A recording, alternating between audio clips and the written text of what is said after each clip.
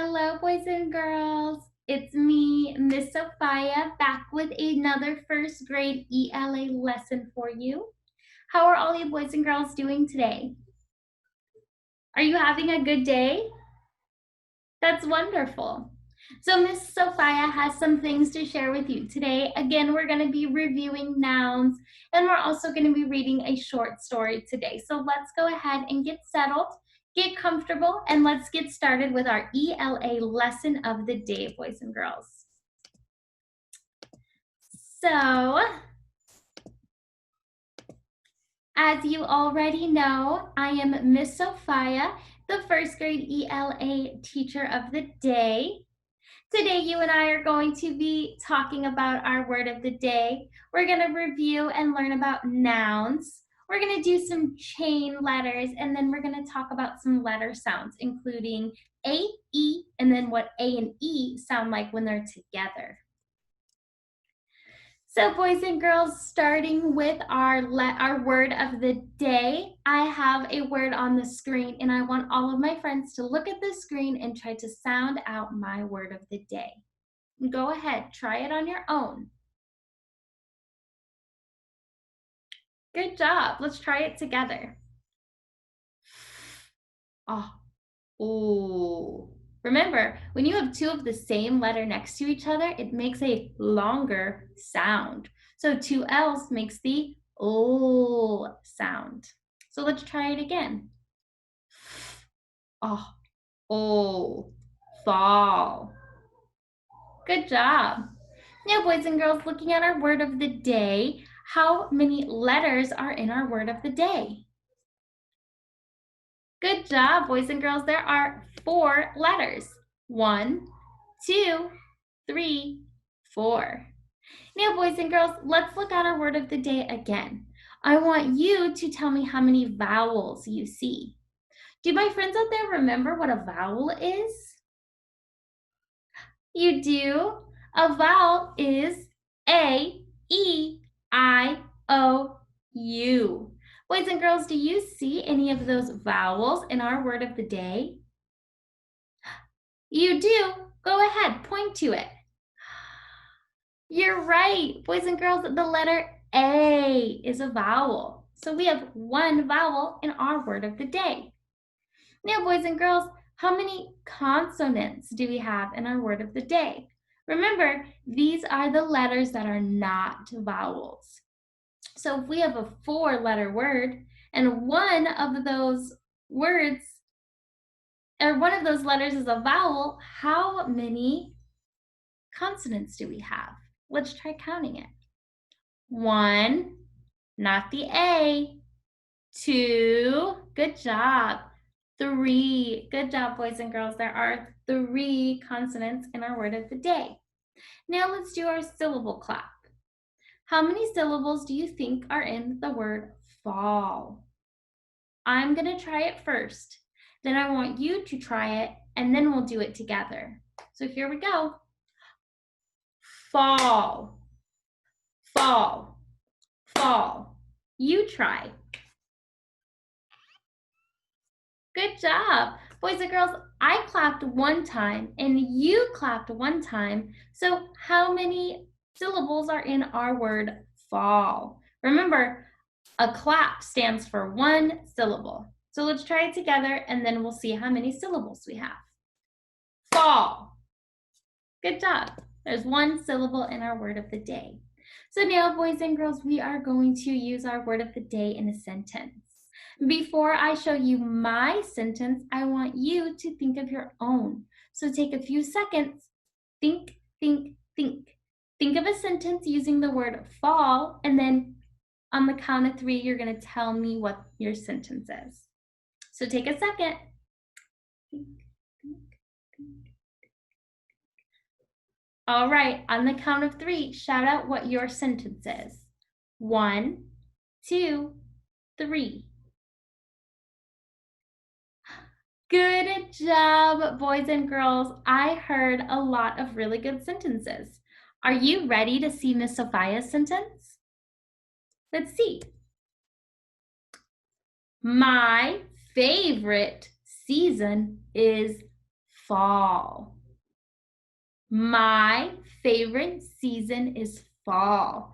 Boys and girls, did you know that fall is a season? And usually when it's fall outside, does anyone know what the weather's like? Let's think about it. Is it really, really hot? No, because that's summertime. Is it ice cold? Ooh. No, because that's winter. What about, are the leaves falling down the tree? And are they changing colors? And is it a little chilly? Yeah, boys and girls, that's fall. Fall happens when the leaves start to change colors and they fall off the trees. The weather's slightly cooler outside. I love the season fall. Do you have a favorite season? You do? What's your favorite season? Do you like summer, spring, winter, or fall? On the count of 3, shout out what your favorite season is. 1, 2, 3. That's awesome.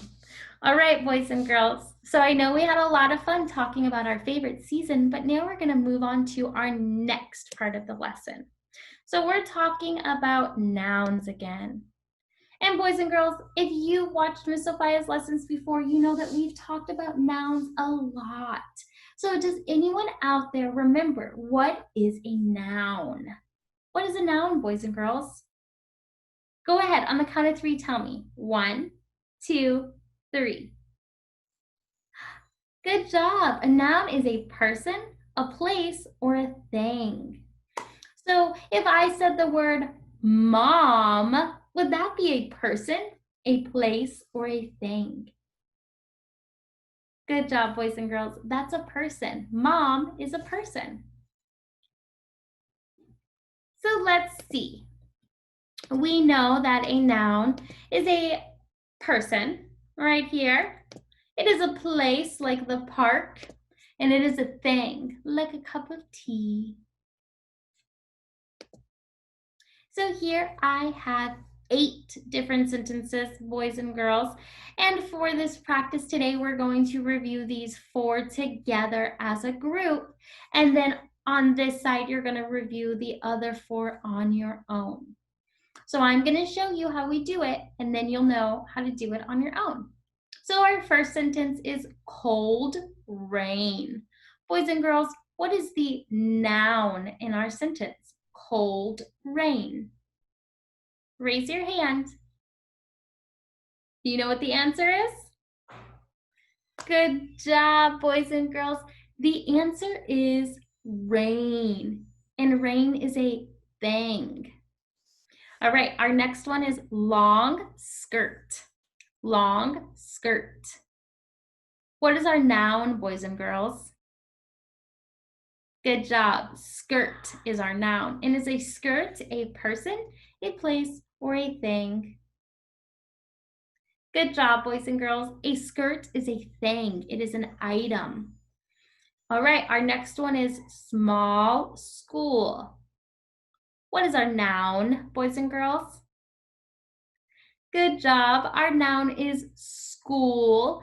And is a school a person, a place, or a thing, boys and girls? Good job. A school is a place. And lastly, we have dog barks. Dog barks. What's our noun, boys and girls? Good job. The noun is dog. And for those of you who haven't watched my lessons before, we learned that a dog, it's a living thing. So it's a noun, but it can also fall under a thing, as in like an item. So this one's kind of hard because a dog's living and an animal is a noun. But right now we're only learning about a person, a place, or a thing. So we're going to say that the dog is a thing. Good job, boys and girls. So now what I want you to do is pause this video, and I want you to work on these 4 sentences on your own. You're going to read the sentence, and identify the noun. Is it a person, a place, or a thing? I'll see you guys in about 5 minutes. All right, welcome back, boys and girls. So you should have done the other 4 sentences on your own. So let's review them. For the first sentence, window breaks, what is the noun, boys and girls? Good job. The noun in that sentence is window. And is a window a person, a place, or a thing? Good job, boys and girls. The window is a thing. How about white shirt? White shirt. What's the noun in that sentence, boys and girls? Good job. The noun is shirt. And is the shirt a person, a place, or a thing? Good job, boys and girls. It is a thing. The next one is phone rings. Phone rings. What's the noun in this sentence, boys and girls? Good job. The noun is phone. And is the phone a person, a place, or a thing, boys and girls? It is a thing. Good job. Last one, boys and girls. Kids swim. Kids swim. What's the noun in our sentence, boys and girls? Good job. The noun is kids. And are kids a person, place, or thing? Good job, boys and girls. They are a person. So now that we know a noun is a person, place, or thing, let's move on to our next activity. So now, boys and girls, we're going to talk about the eh and the e sound. So we know that the letter A makes the ah sound. And we know that the letter E makes the sound. But did you know together they make the A sound? Like made. You hear that A. Yeah, so when we put A and E together, we get a whole different sound. So did you know that the A and the E work together to help build words? Yeah, that's crazy, right? Let me show you what I mean. Over here on the screen, we have the word can, like I can do it. But if we add the letter E to the end of the word can, we get the word cane. Cane. See how it changes the word by adding the letter E? So would we put the A and the E in the same word? It goes from can to cane. And we can do the same with the word plan and plane. And here I have the word mad. But if I add the E, it makes the word made. Made. See? Can you hear the difference between having just the A in the word mad and having the A and the E in the word made? Good job. So what I want you to do now is pause the screen and I want you to go over number 4, 5, and 6 on your own. I want you to start by saying the first word. If you need to sound it out, then you should do that. I want you to say the first word and then move over to the second word that has the E and try to figure out why they sound different. So remember I said d, mad. Then I added an E and I got d, d.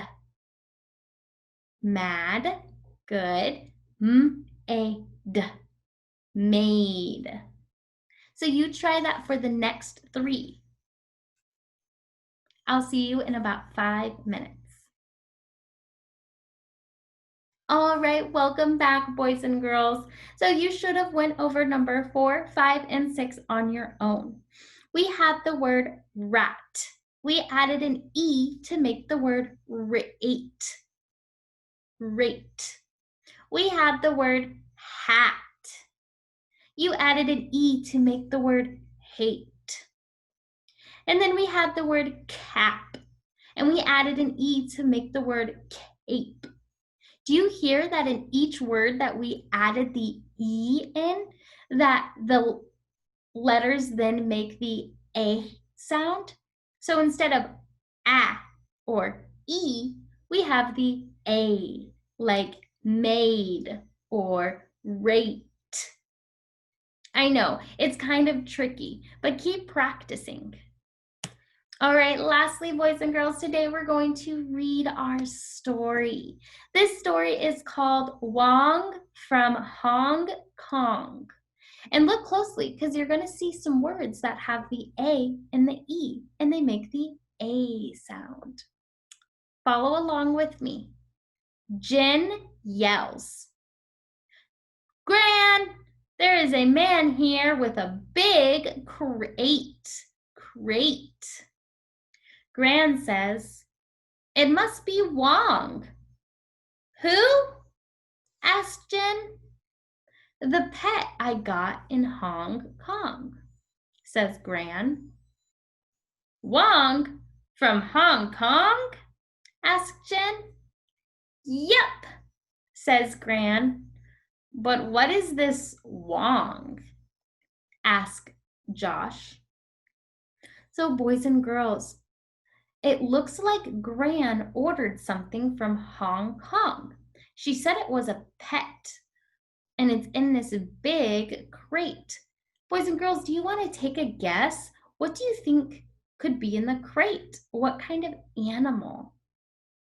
Go ahead and pause the video and take 2 minutes to brainstorm what type of animal you think could be in the crate. Go ahead, pause the video. All right, welcome back, boys and girls. So you should have taken a little bit of time to brainstorm and think about the different animals that could be in the crate. Does anybody want to share what animals they came up with? Okay, yeah, go ahead, share with me. Oh, it could be. Ooh, you think it could be a big lion? Or maybe a turtle? I don't know. We'll have to read the next page to find out what Wong is. But before we move on to the next page, boys and girls, there are a few things I want to look at on our page. First of all, do you see that we have some different types of punctuation, boys and girls? So we have periods right here at the end of our sentence. We have this little mark here. Does anyone know what a line with a dot under it is? Good job. It's an exclamation point, and it means the writer is saying something excited. They're loud, and they're like, "It must be Wong." See how I said that and I was excited? Because I had an exclamation point at the end of my sentence. And what about this little swivelly line with a dot at the bottom? What is that, boys and girls? Good job. That's a question mark, boys and girls, like, who is Wong? And then lastly, boys and girls, here we have two little marks at the top of the word gran. And then we have two of the same marks at the end of the sentence. So let's read the sentence. Jen yells, "Gran, there is a man here with a big crate." So those little marks at the beginning and the end of the sentence are called quotation marks, boys and girls. And quotation marks are used when you are quoting something that someone says. Quoting is when you are copying what someone says word for word. So let's say I said, "Red is my favorite color." Let's say you wanted to tell your parents that Miss Sophia's favorite color is red. You could say, "Mom or Dad, Miss Sophia says, quote," that's what those little marks are called, "my favorite color is red," end quote. That lets the readers know that the quote or the word for word that you're copying from someone is ended. So for instance, here it says Jen yells. So this is what Jen said. I'm telling you exactly word for word what Jen said. In this case, Jen said, Gran, there is a man here with a big crate, end quote, because that's what Gran said, and that's it. I know, quotations are a little tricky, but once you get the hang of them, you'll have no problem at all. So let's go over the punctuation we see on this page. We see a period, an exclamation point, we see a question mark, we see quotations, and lastly, boys and girls, over here, I have a little mark where it says Jen yells, and it's just a little dot with a tail on it, and that is called a comma. And the comma lets the reader know that we're taking a break before saying the next word. So listen to me read. Jen yells, Gran, there is a man here with a big crate. Do you see how I paused whenever there was a comma? Just for a second. Now I'm going to read it without using the comma. Let's see if you can tell the difference. Jen yells, Gran, there is a man here with a big crate. You see the difference? Let me do it one more time with the comma. Jen yells, Gran, there is a man here with a big crate. And now without the comma. Jen yells, Gran, there is a man here with a big crate. Do you see the difference? Do you see how it's easier to understand the sentence when we add in a few commas to let the reader know to take a break before saying the next word? Very good. So let's see what Wong is. Let's see the next page and figure out which animal is in this crate. Gran takes the lid off the crate and lifts up a long, black snake. Sweet, says Josh. Wong is a snake? Eek! Jen yells. I am scared of snakes. Gran says, Wong is safe. There are snakes that can kill us, but Wong is not one of them. This is a snake we can pet. Boys and girls, did any of you guess that Wong was going to be a snake? I had no idea. Have any of you ever seen a snake? Wow, I have never seen a snake in person, only in pictures, and maybe when I go to the zoo. All right, boys and girls, so now that we've read our story and we've talked a little bit about different punctuation, I have some questions I want us to go over. And so these questions are going to be done independently, boys and girls. So what you're going to need for this is a piece of paper, a pencil, and then I'm going to have you pause the screen for each question. So you're going to read each question and you're going to answer the question. All 5 of these questions have to do with the story we just read.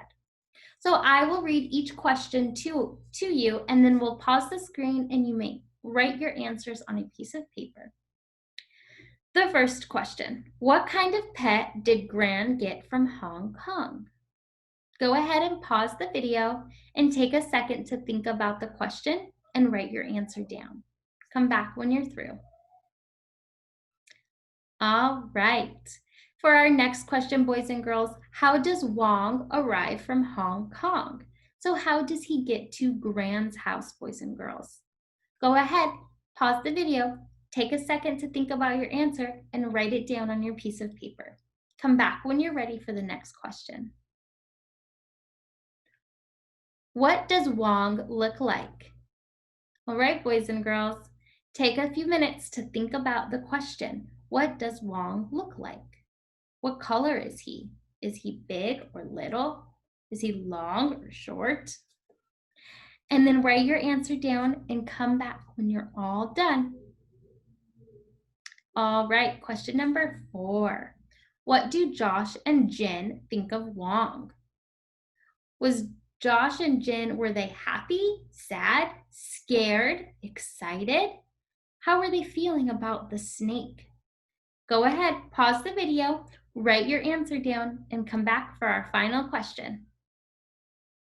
How does Gran feel about Wong? How do you know?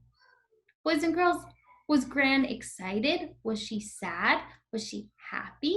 How did she feel? And how do you know that's how she feels?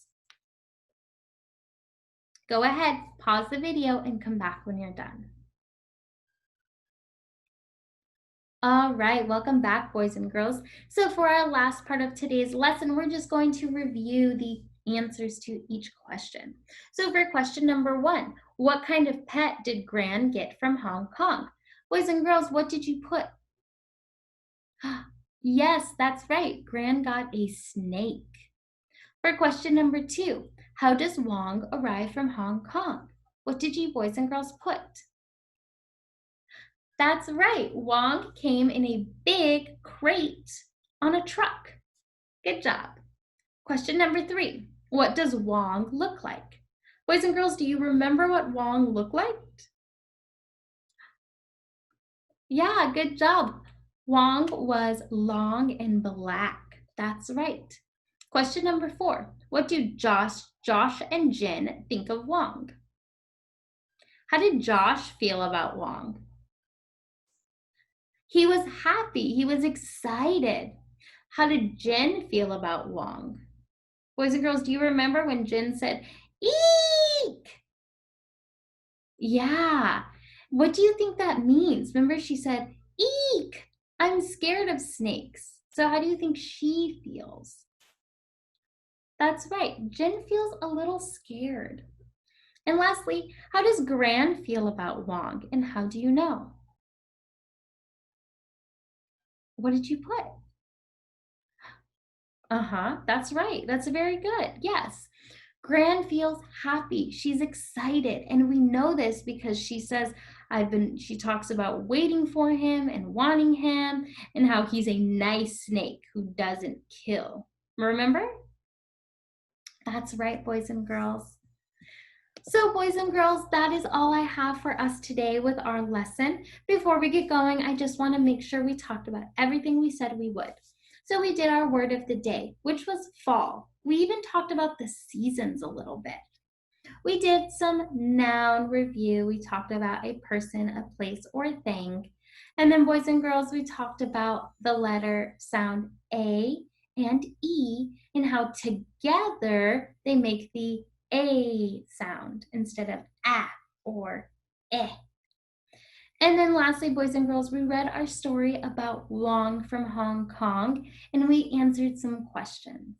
So that's all Miss Sophia has for you today. I hope you boys and girls have a great day. Bye.